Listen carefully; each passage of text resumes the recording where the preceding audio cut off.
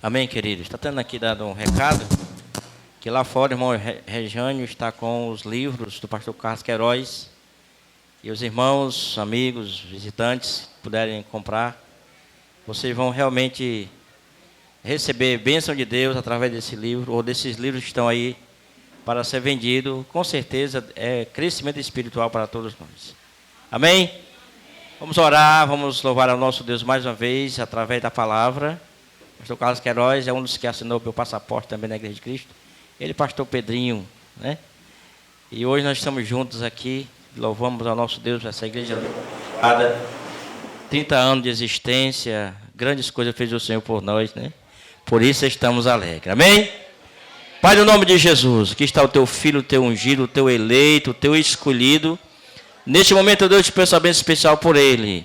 Que tu possa abençoá-lo como um canal de bênção para todos nós nesta noite. Que tu possa usá-lo sempre, ó Deus, como tem usado. É no teu nome que eu te oro, já certo da tua bênção e da tua vitória. Amém.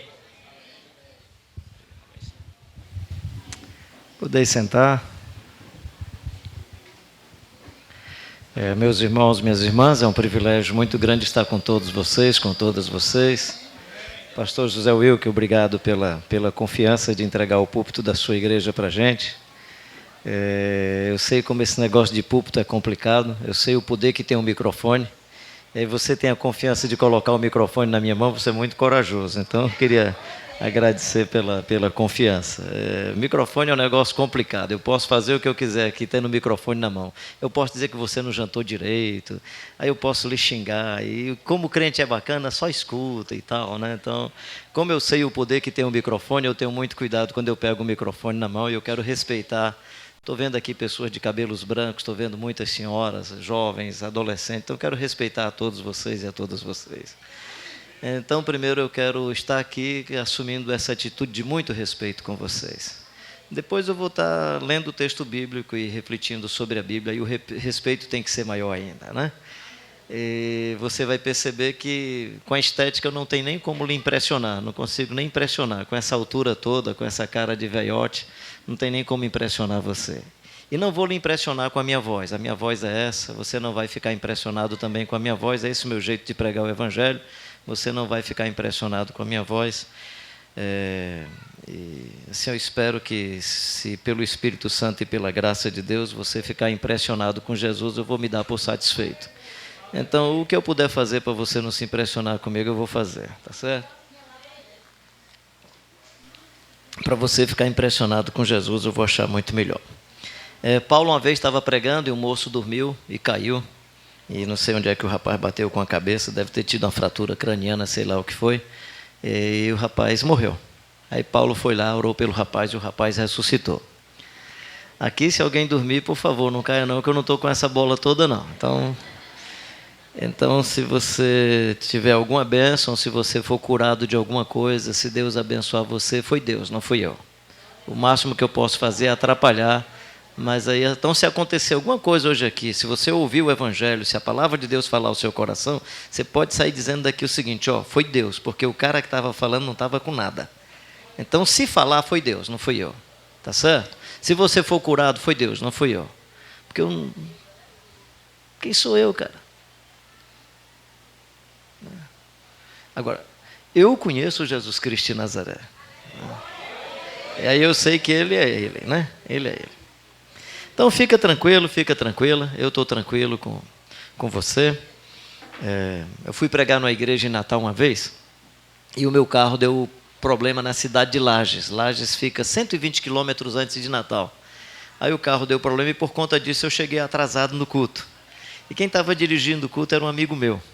E aí quando ele me viu o carro parando na frente, que eu desci do carro, ele aumentou aqui a voz dele no microfone e disse, Pastor Carlinhos, venha logo aqui para frente que nós já cantamos 8 hinos, eu quero que você já venha falar que nós estamos muito atrasados. Eu sabia que estava muito atrasado. Então, por conta dessa pressão dele, eu já preocupado porque eu estava atrasado, eu adentrei no corredor assim um pouco rápido, e foi muito interessante. Tinha uma meninazinha, aquela criança devia ter aí uns 7 anos de idade mais ou menos, e eu sei que ela estava do lado da vovó pela frase da menina. E quando eu fui passando, a meninazinha, ô vó, e é isso, pastor, que a gente estava esperando, vó? Ou seja, ela se frustrou quando, é isso, pastor, que a gente estava esperando? Então, meu querido, é isso, né? Tá certo? Admira-me que estejais passando tão depressa daquele que vos chamou da graça de Cristo para outro evangelho, o qual não é outro, senão que há alguns que vos perturbam e querem perverter o evangelho de Cristo. Mas, ainda que nós, ou mesmo um anjo, vindo do céu, vos pregue evangelho que vá além do que nós temos pregado, seja anátema. Assim como já dissemos, e agora repito, se alguém vos prega evangelho que vá além daquele que recebestes, seja anátema. Eu estou lendo Gálatas, capítulo 1, versículo 6 até o versículo 9. Eu vou repetir a leitura e queria que você prestasse bem atenção a essa leitura. Olha que coisa interessante. Paulo está escrevendo à igreja que estava na Galácia. Ele está escrevendo, ele está admirado. Paulo está sendo uma admiração profunda. Olha o que ele está dizendo. Capítulo 1, versículo 6. Admira-me que estejais passando tão depressa daquele que vos chamou da graça de Cristo para outro evangelho, o qual não é outro, senão que há alguns que vos perturbam e querem perverter o evangelho de Cristo. Mas ainda que nós mesmos, ou um anjo vindo do céu, vos pregue evangelho que vá além do que vos tenham pregado, seja anátema. Assim como já dissemos, e agora repito, se alguém vos prega evangelho que vá além daquele que recebeste, seja anátema. Olha que coisa interessante. Havia uma igreja na Galácia, eles ouviram o evangelho. Paulo manda uma carta para aquela igreja dizendo assim: eu estou admirado porque vocês receberam o evangelho e de maneira tão rápida vocês esqueceram o evangelho, estão vivendo outra coisa que não é mais o evangelho. Olha que coisa interessante. Paulo não diz essa mesma frase para os irmãos em Corinto, mas é a mesma coisa, como se estivesse acontecendo a mesma coisa. Ele, no capítulo 12, ele diz: não quero, irmãos, que sejais ignorantes com respeito aos dons espirituais, para que vocês não sejam como os demais, que eram guiados pelos ídolos mudos. Olha, o que é que tem a ver dom espiritual com ídolo mudo? Por que Paulo está falando de dons espirituais e vincula imediatamente dons espirituais ao ídolo mudo? Ou seja, Paulo está dizendo, os dons espirituais chegaram, referindo-se à igreja em Corinto, os dons espirituais chegaram, mas vocês estão usando os dons espirituais como se vocês estivessem ainda vivendo a experiência idolátrica que vocês viviam antes. Nesse texto que nós estamos lendo não é a mesma coisa, que é outra coisa. Se você ler toda a carta, você vai perceber que é o quê? Na igreja da Galácia tinha muita gente que participava da religião judaica. Judaizantes que vieram, se converteram ao evangelho e ligeiro, queriam trazer para dentro da beleza do evangelho os elementos do judaísmo. Se você observar capítulo 2, capítulo 3, capítulo 4, você vai perceber que o que Paulo está dizendo, vocês esqueceram o evangelho, estão indo para outro evangelho, que ele diz que não é outro evangelho, até porque não tem outro evangelho, é o judaísmo. Ou seja, os irmãos se converteram e imediatamente foram, mas nós aqui não somos judeus. Então qual é o nosso risco? O nosso risco é trazer, desculpa se tem alguém do catolicismo, por favor. O nosso risco é, éramos católicos, viemos para um outro ambiente e aí trazemos os elementos do catolicismo para o nosso ambiente.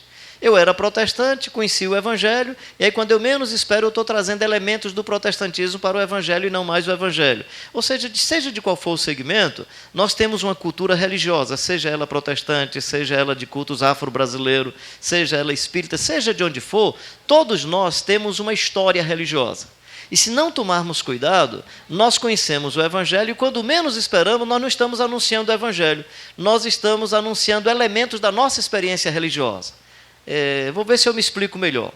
Não faz muito tempo, eu era adolescente, e vi um rapaz pregando o evangelho. Eu conheci esse rapaz e conhecia o pai dele. E ele pregando, falando sobre Deus. Porque Deus e não sei o quê, e cada vez que ele falava, parecia que Deus estava dando chicotada nas pessoas. Porque Deus e tal. E quando ele terminou, eu cheguei e disse: tu estava falando de Deus ou do teu pai? Ele: como assim? Eu digo: cara, eu conheço bem o teu pai. E aquele ser que tu estava apresentando ali não era Deus, não, era teu pai. Ou seja, ele tinha uma compreensão de Deus, não baseado em Deus, baseado na relação paterno-filial que ele tinha desfrutado, e a relação paterno-filial que ele viveu era muito durona. Então, toda a vida que ele falava de Deus, eu percebi que ele não estava falando de Deus, ele estava falando do pai dele, e chamando de Deus, sem perceber. Da mesma forma como você, se tem um pai bem Papai Noel, daqui a pouco Deus é um Papai Noel para você, né? Eu fui convidado uma vez no colégio em Fortaleza para falar para os jovens e adolescentes do colégio, e eu me lembro que eu concluí a minha reflexão com Lucas capítulo 15. eu estava falando sobre o amor de Deus, e quando eu fui concluir com o capítulo 15, eu falei daquele pai que tinha 2 filhos, do filho que perdeu todos os bens, que estragou tudo, que gastou com bacanal, com as mais coisas diversas da vida, chamado filho pródigo, que voltou para casa e o pai abraçou e acolheu. Aí eu falei, Deus ama igual o pai ama um filho. Terminou uma adolescentezinha, a menina devia ter uns 14, 15 anos, disse, pastor, enquanto o senhor estava falando, eu estava entendendo tudo. O senhor falou do amor de Deus, eu entendi tudo. Quando o senhor falou que Deus é pai, eu comecei a ter dificuldade de entender, porque meu pai era muito ruim. Meu pai batia na minha mãe, meu pai abandonou a gente muito criança. Eu não estou dizendo que Deus é pai e mãe, não é essa a questão que eu estou querendo falar. Estou querendo dizer para você outra coisa, que o filho pode ter uma melhor compreensão de Deus dependendo do comportamento do pai. Dependendo do comportamento da mãe. Estou apenas com isso, não falando sobre Deus. Agora eu estou falando sobre você e sobre mim. Dizendo que se nós quisermos que os nossos filhos tenham uma melhor compreensão de Deus, sejamos pais mais parecidos com o nosso Pai Celestial, e os nossos filhos vão ter mais compreensão de Deus. Ou seja, um filho com mentalidade ateísta, um filho que se torna ateu, pode ter sido por causa do seu pai, pode ter sido por causa do jeito da sua mãe, e o pai nem percebe. Nem percebe. Por que é que o menino deixou de acreditar em Deus? É porque ele tinha um pai que ele não conseguia mais acreditar nele. É que ele tinha uma mãe que ele não conseguia mais acreditar nela, e daqui a pouco ele não acredita mais em ninguém. Se não consegue acreditar no pai, não consegue acreditar na mãe, não vai acreditar mais em ninguém. Bem, eu estou explicando isso apenas para dizer a você o seguinte, dependendo da nossa formação religiosa, eu posso encontrar o Evangelho, e quando eu menos espero, eu não tenho mais o Evangelho. Quando eu menos espero, eu estou com discurso, atitudes e práticas que não dizem respeito ao Evangelho. Ah, que maravilha, eu ia pregar menos tempo, com água assim eu vou virar à noite. Tá bom.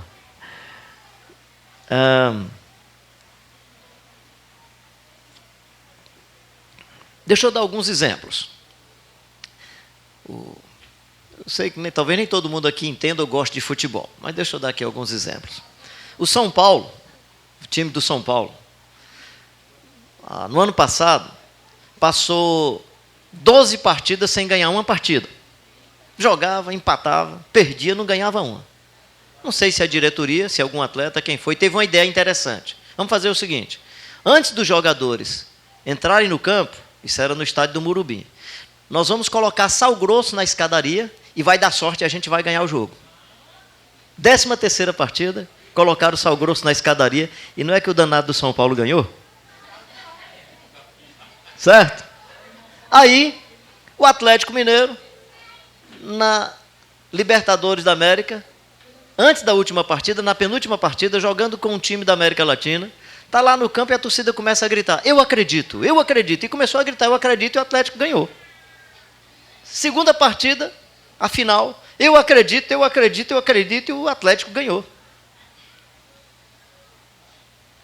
Aí vai para a final de clubes, aí eu acredito e não ganhou. E graças a Deus que não ganhou, né? Desculpa se tem alguém torcedor do Atlético. Você diz assim, pastor Carlinhos, o que é que tem isso a ver com o Evangelho? Deixa eu lhe explicar. Ou seja, nós estamos numa cultura que as pessoas são místicas. Cuidado com o mal olhado. Porque se der um mal olhado, teu menino fica doente. Que coisa mais maluca, o cara olha e meu filho fica doente. Olha o despacho que o outro coloca. Gente, ficar em pânico por causa do despacho do outro é não conhecer a Bíblia. Porque o Evangelho diz assim, aqueles que te abençoarem serão abençoados. E os que te amaldiçoarem, quem que é amaldiçoado? Ele, não você. Então eu não tenho que ficar em pânico. Maior o que está em mim do que o que está no mundo, por que eu vou ficar em pânico? Aí haja pastor e crente dizendo, não, foi um despacho, eu vou tirar o despacho seu. Lá foi por 200, eu tiro por 300. E fica ganhando dinheiro com a sua ingenuidade e com a sua boa fé. Por que eu estou explicando isso? Porque nós somos místicos. Aí começa a acreditar em rabo de coelho, né? Se botar uma cédula de $1 na sua carteira, você vai dar mais dinheiro. E se der oferta na igreja, Deus vai te dar mais dinheiro. Isso é magia. Tudo está no mesmo pacote. É porque a gente acha que do lado de cá é santo e do outro é pecador. Não, gente. Tudo é magia religiosa. Deus não precisa do meu e do seu dinheiro. A conta bancária de Deus está legal, está lá em cima, está resolvida. Nós, como igreja, é que precisamos para pagar despesa, para ajeitar templo, para fazer evangelização. E Jesus é tão bom que diz assim, o que vocês fizerão desses meus pequeninos, a mim vocês fizeram. Por que eu estou dizendo isso? Porque nós temos charlatões hoje no Brasil, no mundo evangélico, ganhando muito dinheiro e ficando rico, dizendo que é pregação do evangelho, o povo é acreditando, e Paulo está dizendo, se alguém pregar outro evangelho que não seja o que eu preguei a vocês, que isso seja anátema, que seja considerado como lixo. Então não fique celebrando e vibrando com os nossos televangelistas, porque eles não representam o perfil do Jesus de Nazaré. Eles não representam o perfil do Jesus de Nazaré. Pastor Carlinho, por que você está falando isso nos 30 anos da Igreja de Cristo? Porque nós não podemos, depois de 30 anos, esquecer o que a gente aprendeu do Evangelho de Jesus e ser enganado por outras coisas e por outras magias. Porque nós precisamos, com os 30 anos da Igreja de Cristo, celebrar algumas coisas e se arrepender de outras. Nós precisamos, nesses 30 anos, achar que nós pisamos na bola algumas vezes, que nós demos mancadas, e celebrar que Deus foi muito bom com a gente nessa caminhada toda, e que a despeito de nós, Deus continua abençoando. Deus continua abençoando. Que evangelho foi esse que nós conhecemos? Primeira coisa, nós conhecemos o Jesus de Nazaré. Quem é ele? O menino da manjedoura. O menino que, quando foi fazer a entrada triunfal em Jerusalém, foi montado de jumentinho, não foi de carruagem, não. Filho de José e Maria. Simples, gente simples.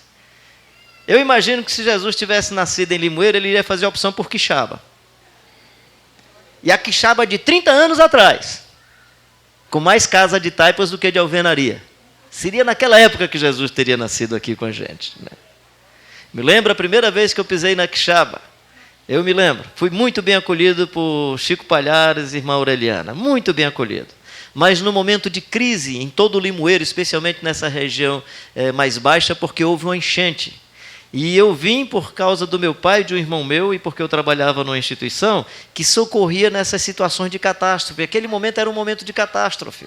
Nós viemos para o lugar que ninguém viria.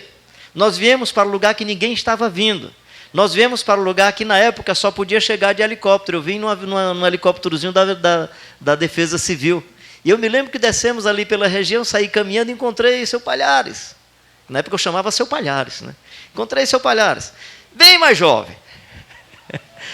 Encontrei dona Aureliana, encontrei essa família maravilhosa. Me lembro que num dos primeiros cultos que eu preguei aqui nessa comunidade, pregando ali na casa dele, já era noite.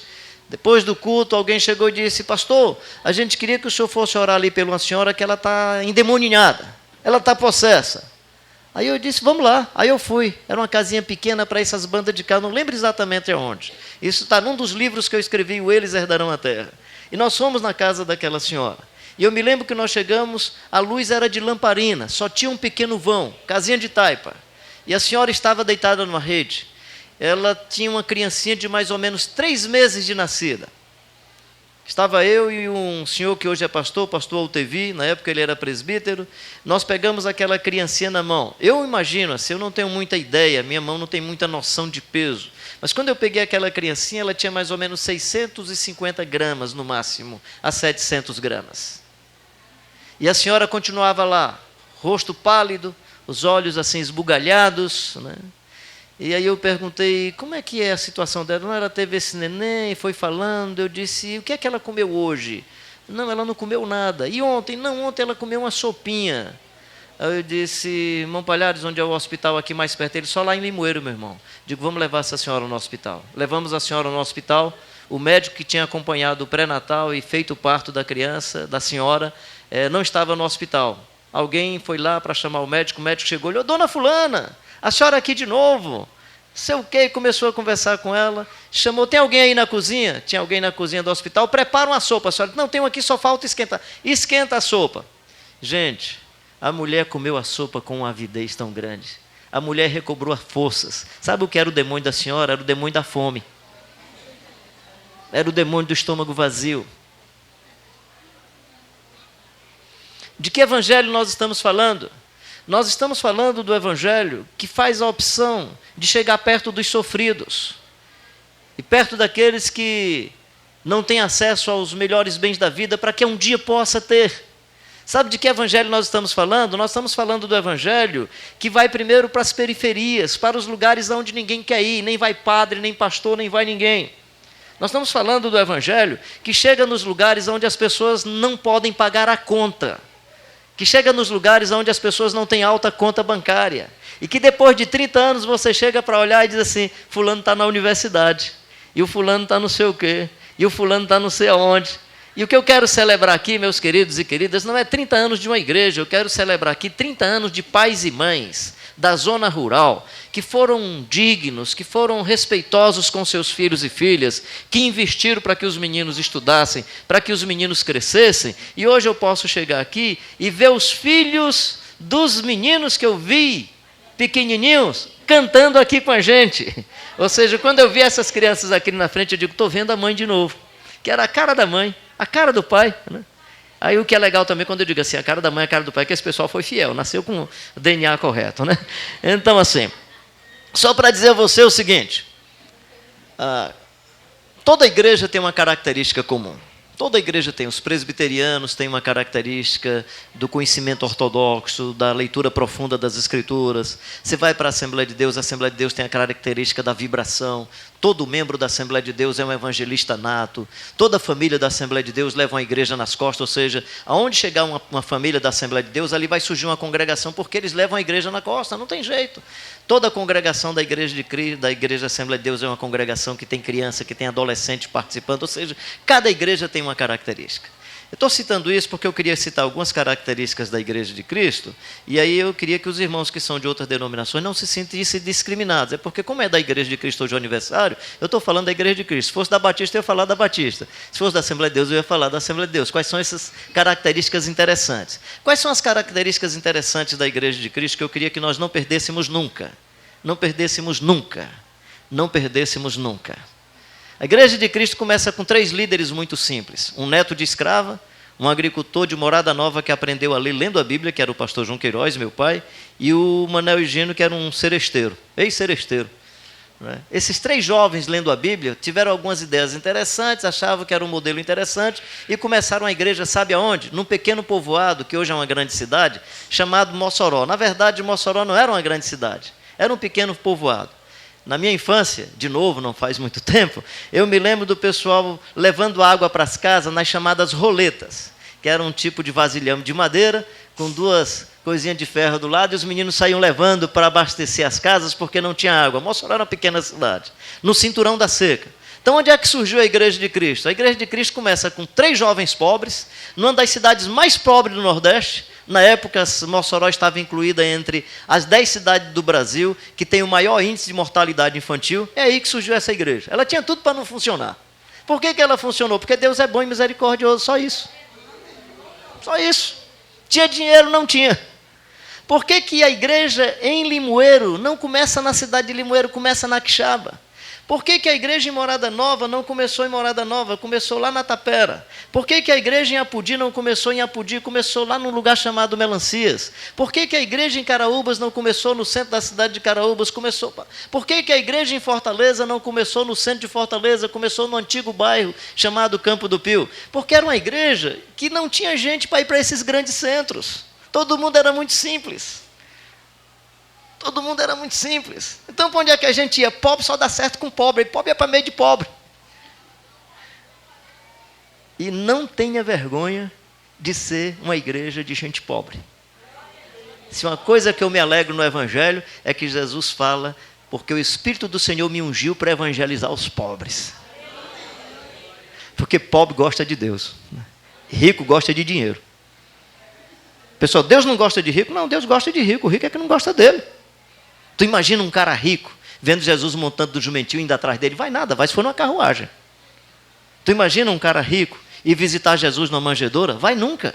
Tu imagina um cara rico dizendo assim, o meu rei e o meu senhor entrou de jumentinho em Jerusalém e morreu numa cruz, e ainda orou pelos seus algozes, ainda abençoou, e gosta de cego, e gosta de gente sofrida, e gosta de mulher que está vivendo o seu momento de viuvez, perdendo o seu filho. Então, quando a Bíblia diz que é mais fácil passar um camelo pelo fundo de uma agulha do que um rico entrar no reino dos céus, a Bíblia não está dizendo que Deus não gosta de rico, não. Está dizendo que rico tem dificuldade de entender o Evangelho. Quando é que o rico chama um cidadão para almoçar? Quando vai fazer negócio. Porque é a chance de ganhar dinheiro. Porque ele não tem amigos, ele tem a oportunidade de dinheiro. Por que é que quando o pobre bate na porta dele, ele manda um outro atender ou diz que não pode atender? Porque ele sabe que o cara vai pedir dinheiro para ele não quer perder dinheiro. Por isso que ele é só amigo de rico, não é amigo de pobre. Jesus não.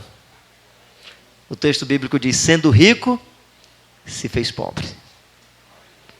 Não estou dizendo que, com isso, eu não estou reafirmando a sua pobreza, meu querido e minha querida, porque vocês sabem muito bem que até do ponto de vista econômico, muito de nós melhoramos. Inclusive, eu nessa história dos 30 anos, estou muito melhor do que 30 anos atrás.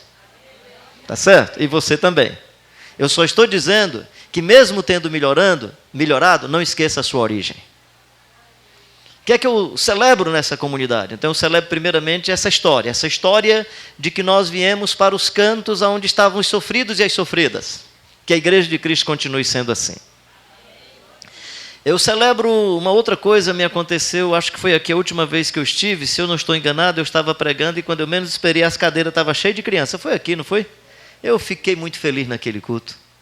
Porque esse lugar mais alto aqui é para dizer que o pessoal que fica aqui em cima tem mais poder. Por isso, assim, que eu, com todo respeito ao pessoal que fica em cima, eu não fico por isso. Porque eu sei que tem uma comunicação no design e tem uma comunicação na arquitetura de que quem está aqui em cima tem mais poder do que quem está aí. De tal forma que em alguns lugares as cadeiras, inclusive, são diferentes e mais bonitas do que as suas cadeiras aí. E tem algumas cadeiras mais bonitas ainda que é do indivíduo que tem um título maior e fica todo mundo querendo um dia aquele título. E Jesus, por isso que Jesus fala assim, alguns de vocês são perversos e pecadores porque querem a cadeira de Moisés.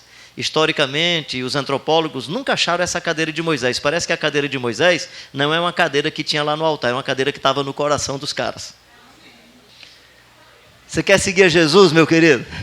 Negue-se a si mesmo. Tome a sua cadeira elétrica e siga-o. Ele disse, alguém quer vir após mim, negue-se a si mesmo, tome a sua. Mas sabe o que era a cruz na época? Cadeira elétrica. A cruz era o instrumento da morte, sabia disso? Então, quando Jesus disse assim, você quer me seguir? Tome a sua cruz e siga-me. O que Jesus está dizendo é o seguinte, esse negócio não é muito bom, não. O presidente vai ser crucificado e o tesoureiro vai se suicidar. Imagina um empreendimento que o indivíduo e o líder mais importante é crucificado e o indivíduo que guardava o dinheiro se suicida. Pedro e João chegam lá na porta do templo, tem um moço pedindo dinheiro, pedindo uma esmolinha. Aí Pedro e João dizem assim, olha para nós. Que você pode interpretar esse texto dizendo assim, olha para nós, olha que testemunho. Não, pode observar. Olha para nós, não temos prata nem ouro. É assim, olha para o nosso jeito, rapaz, nosso jeito é igual ao seu, igual a você. Às vezes eu fico imaginando, é só criatividade minha, não está no texto não. Às vezes eu fico imaginando que o coitado do coxo fica olhando por Deus, eu vou dar minha moedinha para ele. Coitado desses dois, né? Olha para nós, somos igual a você. Em nome de Jesus, o Nazareno, levanta e anda. E o moço levantou-se.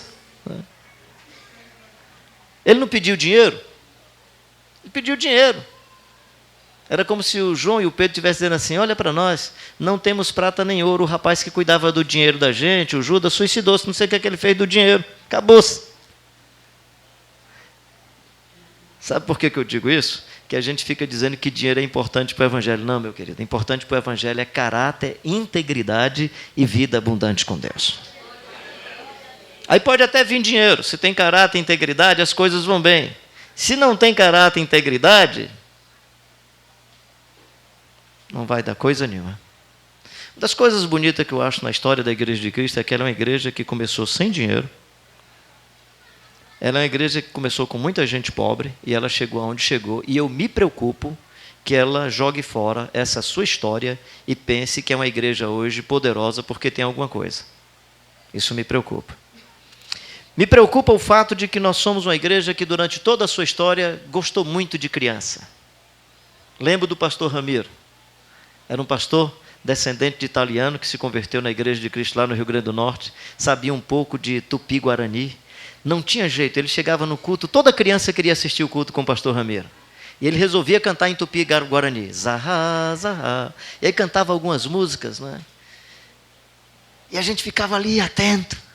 Sabe o que o pastor João Queiroz fazia? Eu tenho um amigo hoje que é médico, doutor Gamelin, médico em São Paulo. Doutor Gamelin dizia, pastor Carlinhos, rapaz, meu pai não queria nem que eu chegasse perto na igreja. Meu pai era um católico praticante. Eu ficava assistindo da janela, olhando se alguém da minha família via, para meu pai não me dar carão. Só que eu ficava perguntando a vocês, quando eu chegava para ti, perguntava assim, teu pai chegou de Morada Nova? Chegou do Rio Grande do Norte? É porque eu queria ouvir as histórias dele, dizendo que andou a cavalo. E ele contava de um jeito as histórias, para que as crianças pudessem acolher a beleza do Evangelho. Era impressionante. Tinha o tio Leontino, que era irmão dele, que na hora do culto brincava com as crianças, era muito durão com as crianças. Na hora da oração, fechou só os meninos. Mas brincava, abraçava. Ou seja, uma igreja que sempre valorizou crianças. Eu quero celebrar o fato que a gente tem crianças aqui, ó. Porque crianças nunca vão atrapalhar a gente. Aliás, tem uma criança aqui que me humilha, uma cabeleira bonita, né? Diferente da minha. Que legal, né? Bem, só para dizer para você o seguinte, valoriza crianças. Porque igreja que não tem criança não tem futuro. Igreja que não tem criança não tem futuro. Mas eu fico feliz que essa igreja que está aqui, que tem criança e que tem futuro, eu olho e vejo pessoas de cabelos brancos. Porque a igreja que tem gente de cabelos brancos tem história. Então a gente só pode falar de uma igreja de 30 anos, porque já tem gente de cabelos brancos. Mas a gente só pode falar de uma igreja que terá mais 30 anos se nós tivermos crianças. Se as crianças forem acolhidas, se forem abraçadas. Agora, isso é importante só por causa do futuro da igreja, não por causa do Evangelho. Porque Jesus disse, deixai vir as minhas criancinhas, e não as impeçais, porque das tais é o reino dos céus. Por que que a religião não suporta a criança? Porque a religião é burocrática. Por que que o choro da criança atrapalha a religião?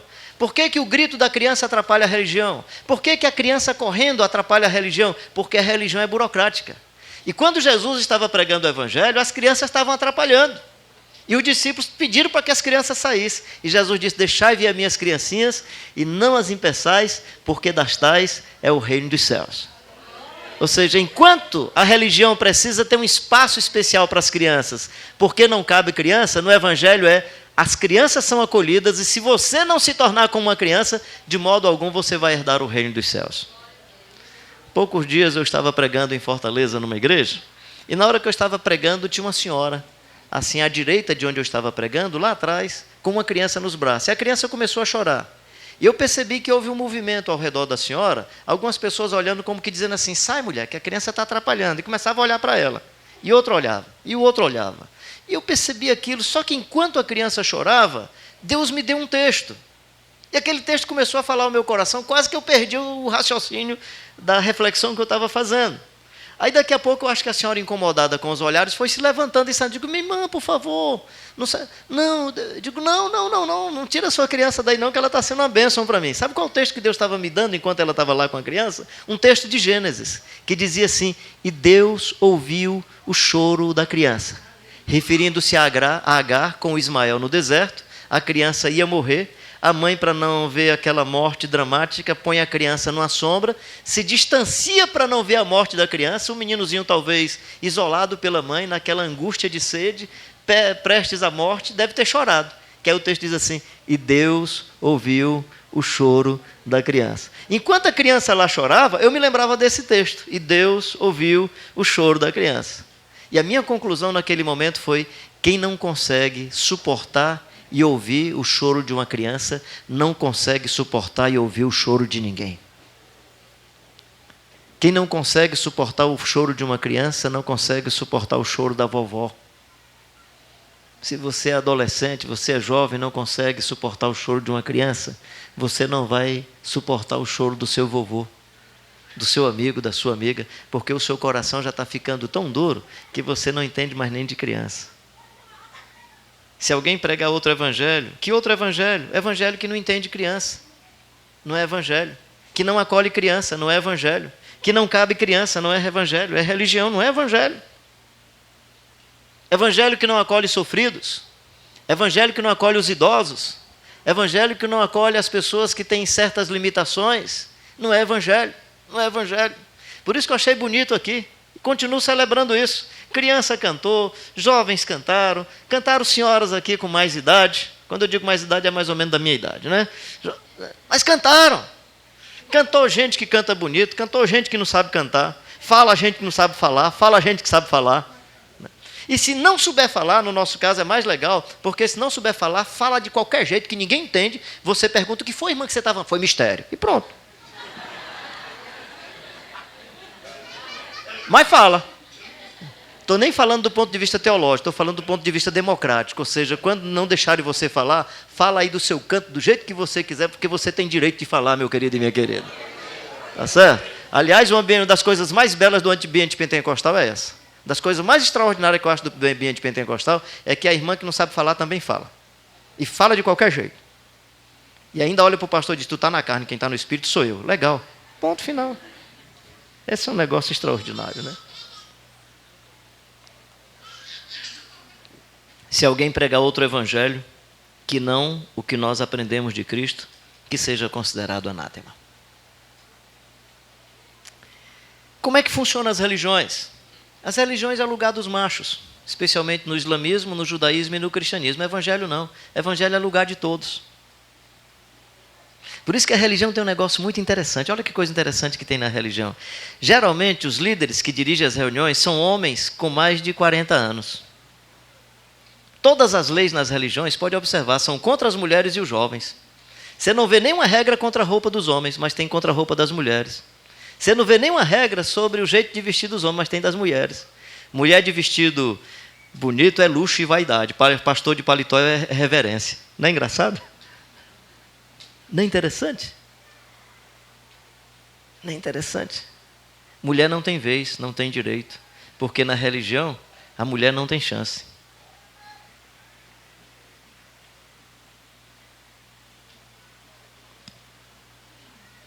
Eu já lancei hoje, não precisa estar comendo mosquito, de jeito nenhum.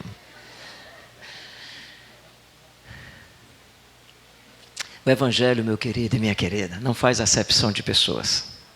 Olha que coisa bonita nesse cenário. Observa, tem pessoas de pele negra, tem mulatos, tem pessoas de cor morena, negra, negros, branquelos igual a mim, né? Mestiços, caboclos, e nos acolhemos. Queria animá-los e animá-las, mesmo sendo evangélicos e protestantes, a não discriminarem seus amigos católicos, os seus vizinhos e vizinhas, a tratá-los como amigos, pessoas queridas, que merecem o seu respeito, a sua atenção e o seu cuidado, para que a igreja caia na simpatia de todos e não na antipatia de todos. Mesmo que você discorde de algumas questões doutrinárias, teológicas, a forma de viver a sua religião, respeite os seres humanos. Respeite os seres humanos. Aí eu vou acreditar que você está vivendo a beleza do evangelho. Quando nós não discriminarmos as pessoas por causa da sua conta bancária, quando nós não discriminarmos as pessoas porque são mais pobres, quando nós aplaudirmos só aqueles que pagam a conta, no evangelho é o contrário, você paga a conta e ainda é servo.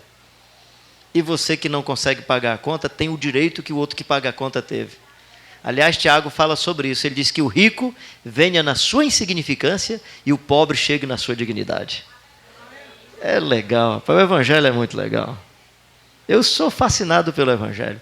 Quando eu olho Pedro escrevendo para os irmãos da Capadócia Menor, da Bitínia, da Ásia Menor, irmãos pobres em dispersão, ele diz, vocês que não tinham raça, vocês que não tinham história, vocês que não tinham etnia, agora vocês são raça eleita, sacerdócio real, nação santa, povo de propriedade exclusiva de Deus. Para quem que Pedro está dizendo isso? Para os irmãos da periferia, para os irmãos de Laodiceia. Não é o mesmo texto não, pode olhar lá no Apocalipse. Vocês que acham que são ricos, abastardos e estão resolvidos, vocês não sabem que são miseráveis, pobres, cegos e nus. Ou seja, o texto não é o mesmo para todos. Para os poderosos que querem vir para o evangelho você não está com nada, camarada. Você precisa se arrepender e mudar. Para o pobre que está desesperançoso, aflito, é o contrário, você é raça eleita, nação santa, povo de propriedade exclusiva de Deus, para ele se animar para a vida, para ser redimido. Mas não é só uma questão motivacional, não, é porque é verdade sobre ele, é isso mesmo, é isso que aconteceu com ele. De que evangelho nós estamos falando, meus queridos e queridas? Nós estamos falando de um evangelho que tudo funciona na primeira pessoa do plural. Você não encontra no evangelho nada que não seja na primeira pessoa do plural. Onde estiverem 2 ou 3 reunidos em meu nome, ali eu estarei no meio deles. Está dizendo que o evangelho não é evangelho de um, isolado, é 2 ou 3 reunidos em nome de Jesus. Olha que oração bonita que Jesus nos ensinou. Pai nosso que estás nos céus, santificado seja o teu nome, venha a nós o teu reino, seja feita a tua vontade, assim na terra como o pão O pão nosso. Eu estava um dia em casa, a hora do almoço. Kelvinha, minha filhinha na época era pequenininha. Aí eu disse, Kelvinha, agradece aí pelo almoço. Ela, pai, eu queria te agradecer por esse arroz. Ela gostava de orar com os olhos abertos, citando as coisas. Citou algumas coisas que estavam na mesa e terminou dizendo assim, pai, e manda todos os pobres do mundo para vir comer aqui em casa. Ainda bem que Deus não respondeu aquela oração, ia gerar um problema econômico, social, político lá dentro de casa e tal.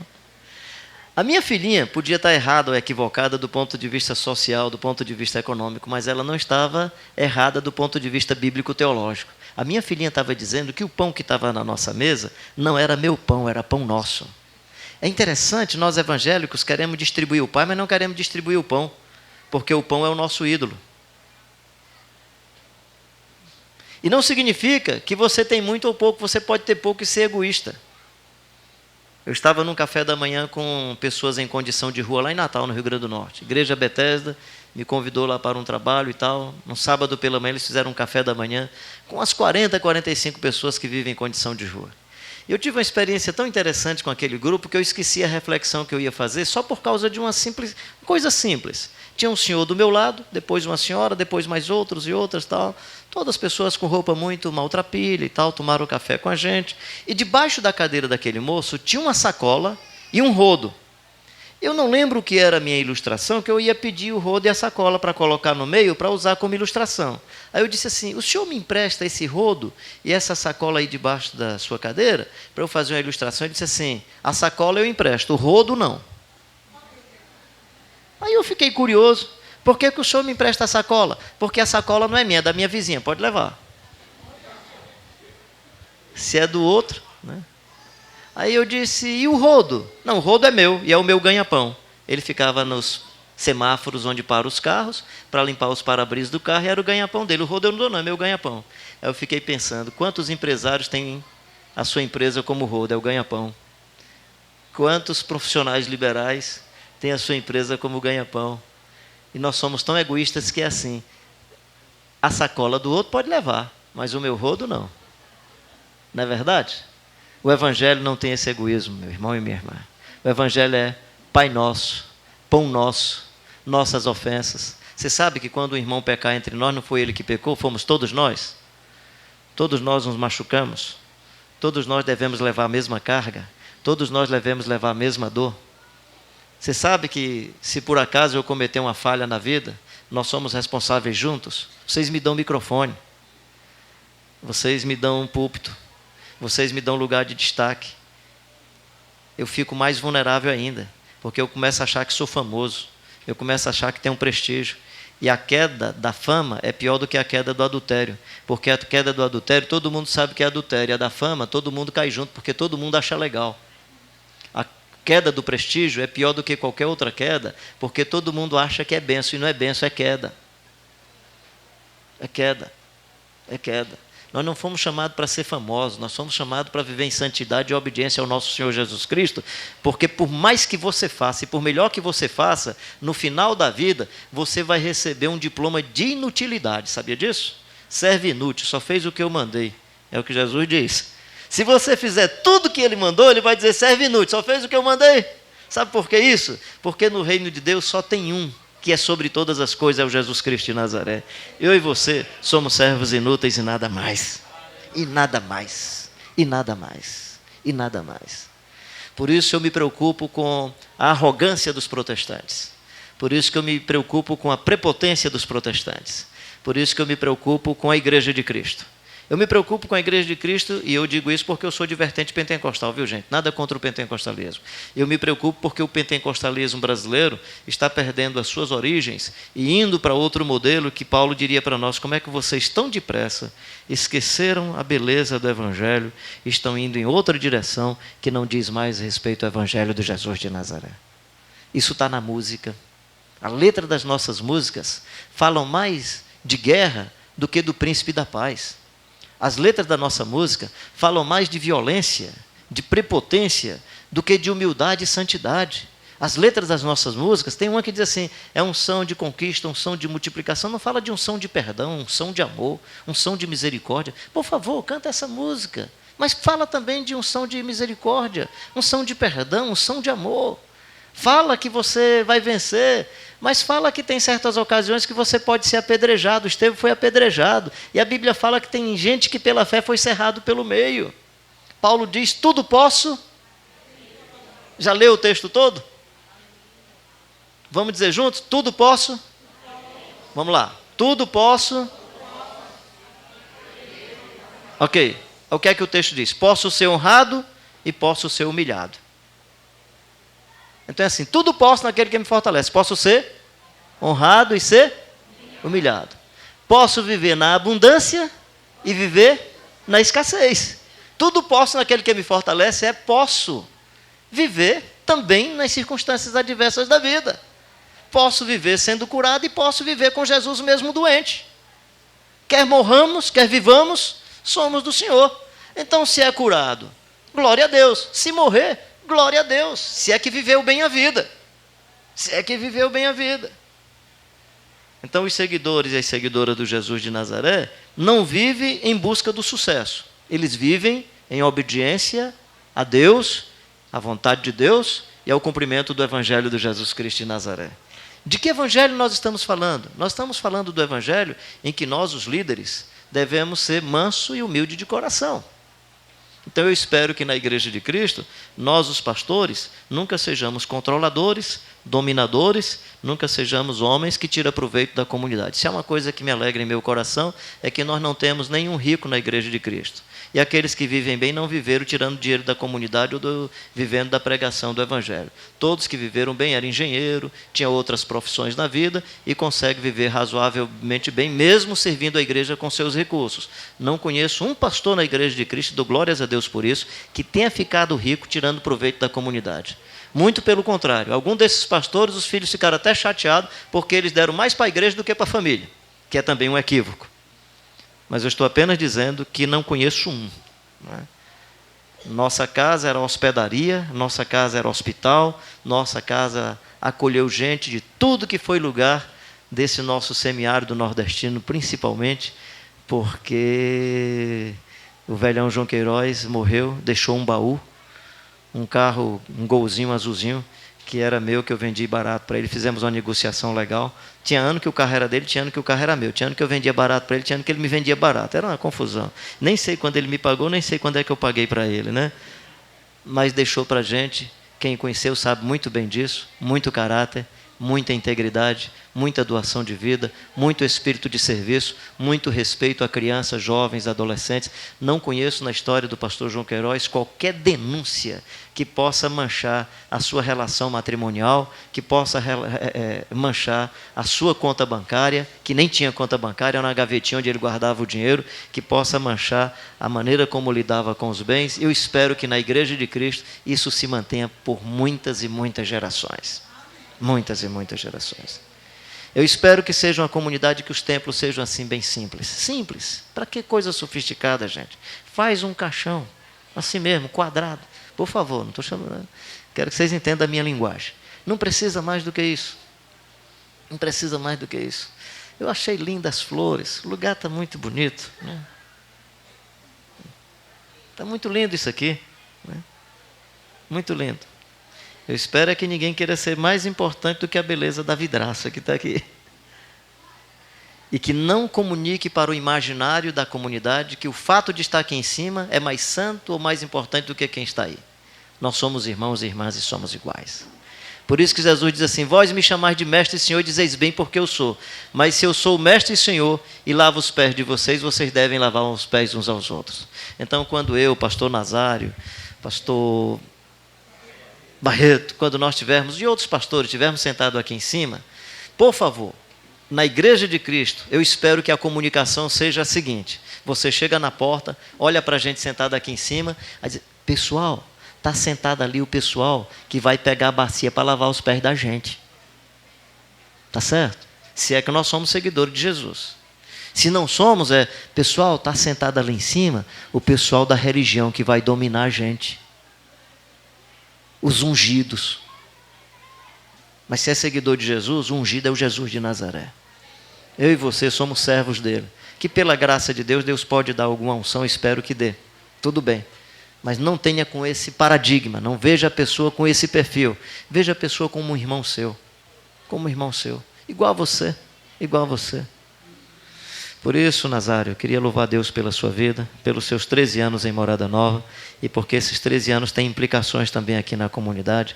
Quero louvar a Deus pelo irmão Cícero, por todos os irmãos e irmãs, família Palhares, todos e todas, irmã Aureliana, irmão Luiz, e tantos e tantas que a gente conhece há muito tempo aqui, pedindo para que Deus continue abençoando a vida de vocês.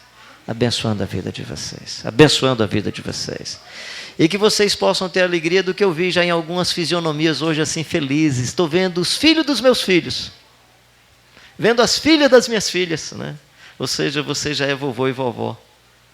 Duas coisas boas que está acontecendo com você, que são as coisas naturais da vida. Quando você é vovô e vovó, significa que possivelmente os seus filhos vão sepultar você, que é a coisa mais natural da vida. Porque às vezes acontecem algumas contradições e durezas da vida que a gente já passou por elas aqui na Quixaba, que é os pais ter que sepultar o filho, que é o pai ter que sepultar a filha, que é uma dor muito profunda. Então, quando diz assim, veja os filhos dos seus filhos, está dizendo mais ou menos assim, vai acontecer com você a coisa mais natural da vida, que é filhos sepultarem os seus pais. Quando meu pai faleceu, poucos dias depois morreu o pai de um amigo meu. Aí o Marconde chegou, Carlinhos, dureza, né, rapaz? Tu perdeu o teu pai, eu perdi o meu. Eu digo, tenho duas notícias tristes para ti, cara. O que é, Carlinhos? Primeiro que perdemos os nossos pais. E qual é a segunda? A segunda é que nós dois somos os próximos da lista. É isso mesmo. E Abraão morreu e depois quem foi? Isaac. Isaac morreu, depois foi quem? Jacó. Então não tem jeito, meu querido. Seu pai e sua mãe morreu, você é a geração próxima que vai. Claro, se morreu no período natural da vida e da existência. Então, aqueles que viram os filhos dos filhos são felizes. Que essa comunidade seja uma comunidade onde os pais e as mães, especialmente nesse contexto de tanta violência nesse país, tenham seus filhos preservados de tal forma que eles não se envolvam com entorpecentes, que não se envolvam com a criminalidade, que eles terão probabilidade de viver muito mais.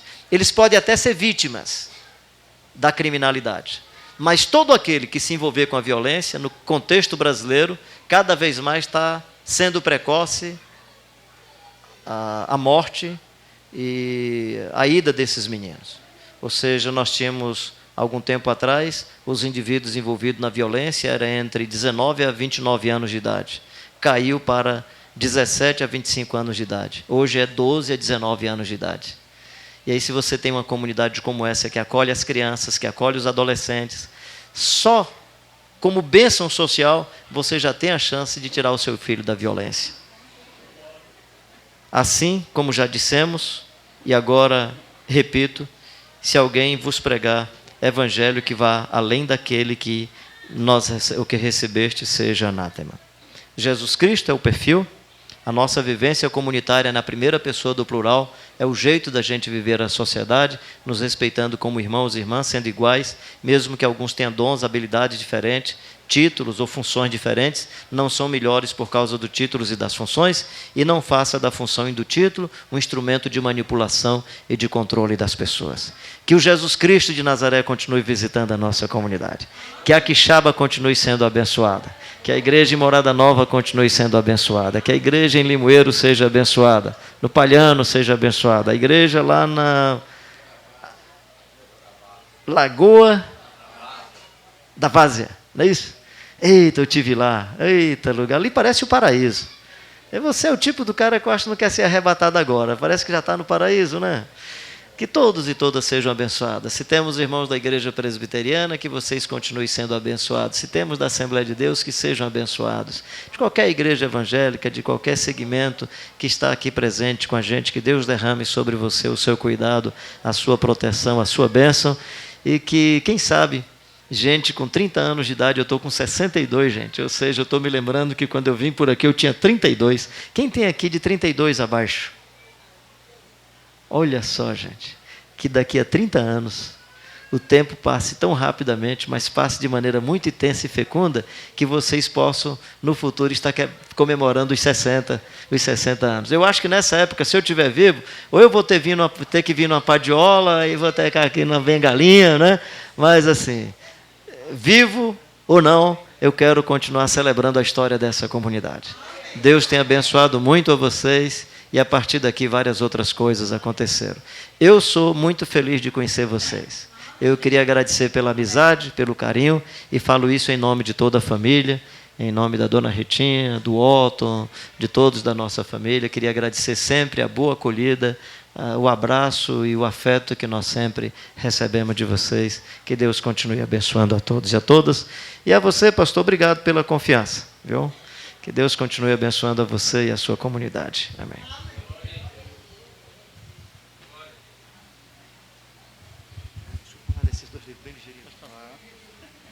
Para você não pensar que a gente faz negócios com livros, eu falei para não ganhar dinheiro com o Evangelho, eu compro da editora. Eu escrevo para duas editoras, para Encontro Publicações e para Ultimato. São editoras, uma em Curitiba, outra em Viçosa. Então, quando eu preciso de livros, eu compro deles também. Fiquei até admirado você dizer que o Céu Bastante estava de quanto? 57? Né? Então, só para você saber que não é nenhum desses aqui, é um livrão mais grosso e tal. Eu nem sabia que estava tão caro assim, né? Então eu pego da editora e, como eu não quero tirar lucro com os livros, eu passo para vocês. Esse aqui, por exemplo, que custa na faixa de 27, 28 nas livrarias, você pode ter acesso por R$20. Esses livros, assim, se você for na livraria, não é porque o cara da livraria está ali explorando, não é porque ele paga imposto, ele paga funcionário, ele paga o prédio. E eu não pago nada, então posso vender mais barato. Esse aqui é um comentário da oração chamada de oração dominical, oração do Pai Nosso. A ideia desse livro é mais ou menos assim. Em toda religião, você se aproxima da divindade para fazer da divindade o despachante dos seus interesses. Então você se aproxima da divindade para dizer o que é que a divindade faz por você. No Evangelho é diferente. Jesus nos ensinou a ter intimidade com Deus através da oração para perguntar a Deus o que é que Deus quer que a gente faça por Ele. Então é diferente. A religião diz a Deus o que é que Ele faz por você. No Evangelho pergunta a Deus o que é que Ele quer que você faça. Então o Evangelho nos chama em oração para sermos obedientes. Eis que estou à porta e bato. Se alguém ouvir a minha voz, entrarei em sua casa, cearei com ele, ele comigo. Ou seja, em oração você vai ter tanta intimidade que vai saber o que é que Deus quer que você faça. Se possível, passa de mim esse cálice, mas seja feita a tua vontade. A minha comida é fazer a vontade daquele que me enviou. Pai nosso que estás no céu, santificado seja o teu nome, venha a nós o teu reino, seja feita a tua vontade. Então, no Evangelho, a oração não é dizer a Deus como se Ele fosse o nosso despachante, o que é que Ele faz para a gente. No Evangelho é perguntar a Deus o que é que Ele quer que a gente faça. Então, muda tudo no que diz respeito à oração. Esse outro aqui, Em Busca da Espiritualidade, O Mercado da Fé e o Evangelho da Graça, um amigo meu disse que esse é o tipo de livro que você deve escrever depois que morre, porque senão os caras matam você antes. A tentativa desse livro foi levantar os 5 eixos, porque que de maneira tão fácil o pessoal consegue vender amuletos religiosos e ficar rico tão rapidamente. Então a pergunta é, por que o protestantismo, desculpa se tem alguém do catolicismo, a semelhança do catolicismo, consegue hoje vender indulgências e vender objetos e enriquecer esse ambiente religioso? Então, é a tentativa de dizer que o charlatanismo surgiu porque nós demos o prato cheio, porque nós oferecemos um DNA e uma matriz que facilitou esse tipo de processo. Então, se vocês interessarem, fiquem à vontade.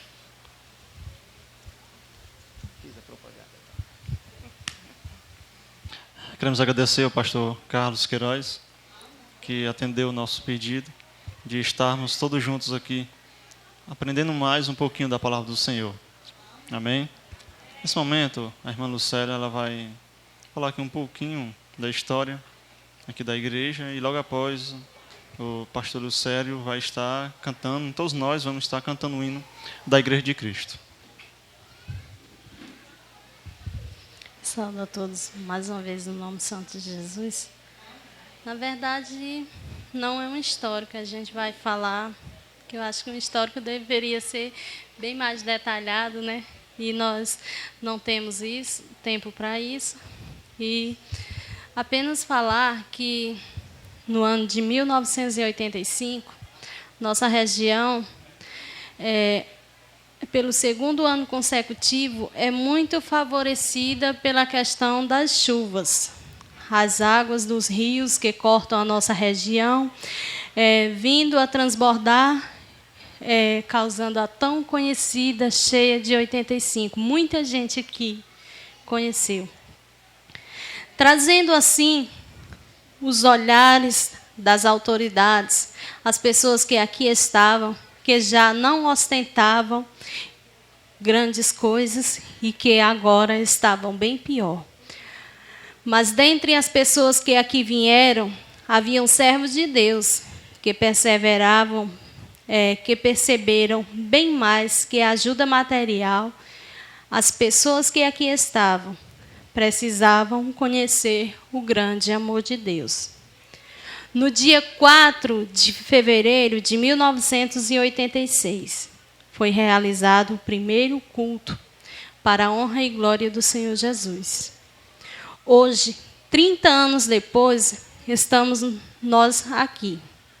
Não diferente das demais igrejas, passamos por dificuldades e obtivemos vitórias sobre muitas delas. Aos cuidados hoje do pastor Assis Nazário e com auxílio do presbítero José Wilke, aqui estamos comemorando o 30º aniversário. Gostaria nesse momento que ficassem de pé os irmãos da Igreja de Cristo em Sítio Quixaba, Córrego de Areia, que também é congregação nossa, para que os demais irmãos possam ver. Eu creio que os que estão aqui dentro são a maioria dos que estavam no início, até porque os jovens estão trabalhando muito aí fora. E é em nome de todos que nós estamos aqui felizes, somos gratos a Deus pela presença de vocês. E se vocês puderem bater palma nesse momento, por eles terem perseverado até esse momento. Afinal de contas, são 30 anos. O pastor Lucélio vai estar louvando a Deus nesse momento. Oi. Boa noite a todos. Amém? Vamos cantar, né? Só uma palavrinha aqui. O pastor Carlos disse que veio aqui com 32 anos, né? Eu vim com 30. Passei 10 desses 30 aqui. E quando eu completei 40, eu fui lá para o Pai, para junto do Pai novamente. Então passei 10 dos 30. Aí eu tô com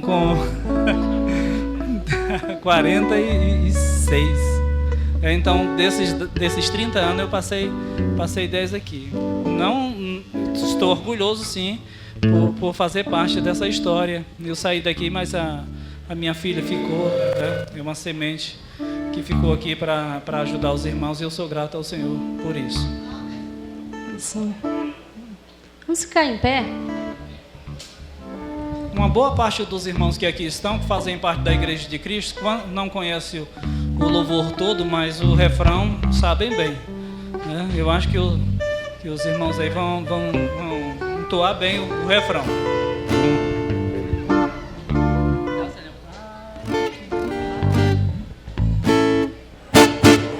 A Igreja de Cristo no mundo é paróquia domina as nações, revelando amor profundo que salva os homens das ilusões. Batalhão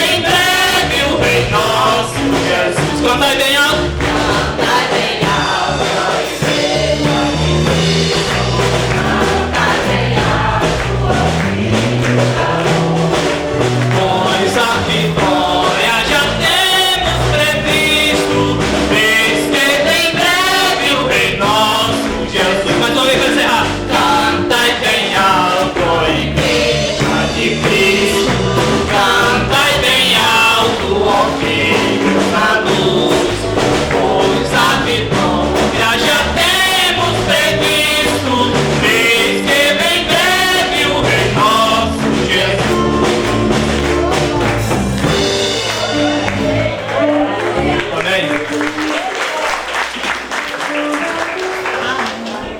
Glória a Deus, amém?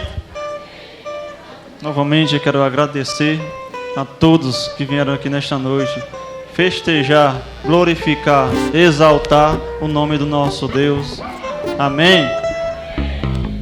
Nesse momento eu quero convidar o pastor da igreja, o pastor Assis Nazário.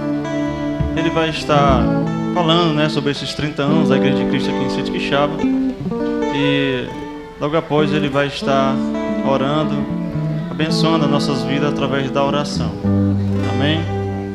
E ao terminar a oração, vocês vão continuar de pé, que nós vamos cantar parabéns para a igreja, já são 30 anos, né?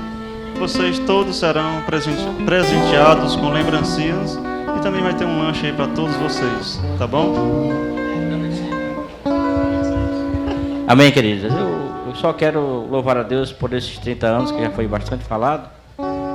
E eu também faço parte dessa história. Amém? O Célio passou 10 anos. Estou com 6. Deus sabe, né, até quando. Mas assim, que Deus possa realmente estar abençoando grandemente esta igreja, esta comunidade. Que todos possam estar juntos, unidos, em um só objetivo, um só propósito, um só amor, na sua fé. E que nós possamos dar as mãos e continuar orando e fazendo aquilo que Deus tem nos mandado fazer.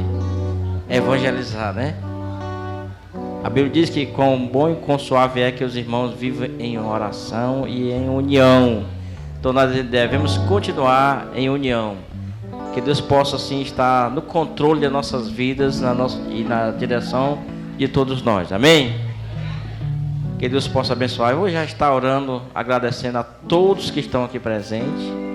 Agradecer também ao nosso presbítero Zé Will, que tem também lutado nesta obra juntamente conosco e principalmente com os irmãos, que está mais presente do que eu.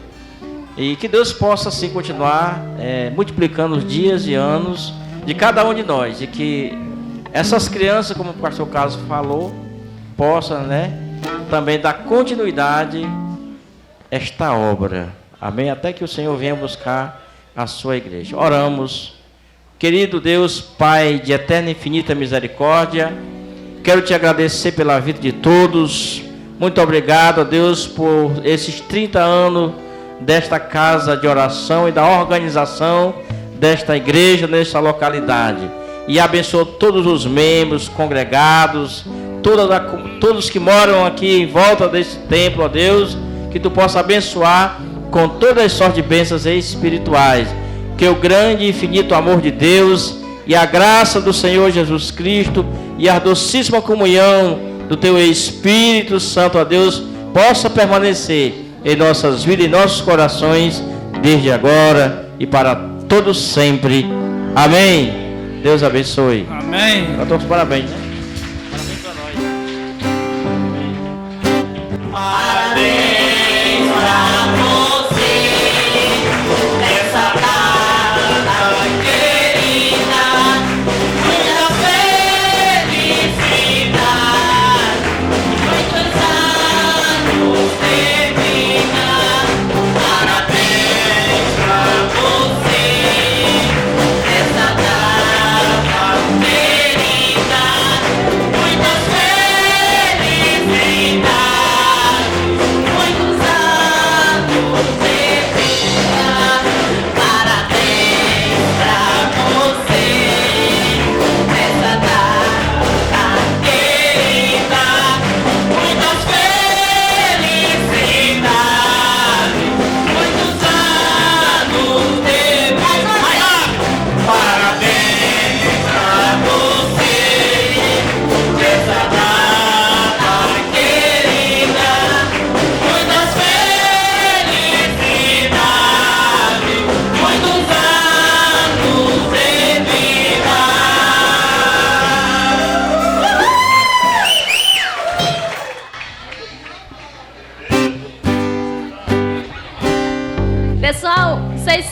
pouquinho enquanto a gente se organiza aqui. Depois monta uma fila aqui para o pessoal ir recebendo. Temos lanche para todo mundo. Não saia sem lanchar. A gente vai distribuir lembrancinhas, então não tem pressa.